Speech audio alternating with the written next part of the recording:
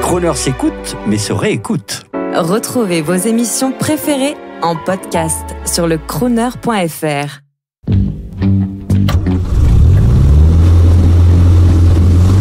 Prestige, automobile et collection. 14h-18h chaque samedi, roulez élégance avec Crooner. Bonjour, Patrick Menet, Crooner. Bugatti, le génie de Bugatti, en fait, c'est d'avoir introduit l'art dans la mécanique. C'est-à-dire qu'un moteur, c'est pas quelque chose de beau a priori. Bugatti, lui, en a fait une œuvre d'art, un vrai dessin, une sculpture. C'est des formes très très épurées. Et puis son génie, c'est dans tous les domaines. C'est-à-dire, c'est un génie. Il a inventé en tous les domaines. Il a inventé aussi bien des chaussures avec des doigts de pied que des voitures incroyables, que des avions, que des réfrigérateurs. Enfin, il a inventé dans absolument tous les domaines. Je crois qu'il a dû déposer plusieurs centaines, voire des milliers de brevets. Et c'était un génie également de la communication.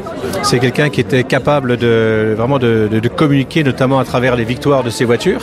Il faut savoir que la Bugatti 35 est un chef-d'œuvre, qui est génial. Pour le coup, on peut dire qu'elle est géniale. C'est une voiture qui a remporté 2000 victoires à l'époque. Il n'y a aucune voiture au monde, même aujourd'hui, qui a remporté autant de victoires.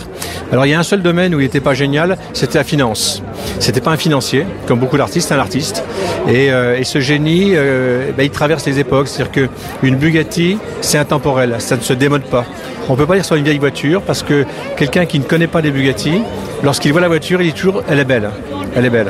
On ne dit pas forcément « elle est belle » d'une Peugeot des années 30 ou d'une Citroën des années 30, mais une Bugatti, elle est belle. C'était ça son génie.